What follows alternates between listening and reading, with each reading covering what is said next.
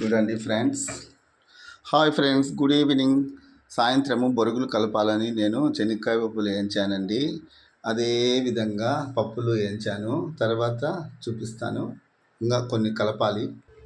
ఇదో ఫ్రెండ్స్, ఈ విధంగా నేను బొరుగులు కలిపాను చూడండి. అన్నీ వేసేసి ఉప్పు కారము అన్నీ వేసి కలిపాను బొరుగులు. ఎప్పుడైనా ఈవినింగ్ టైం కొంచెం బాగుంటుంది అలా తింటే, అంతే.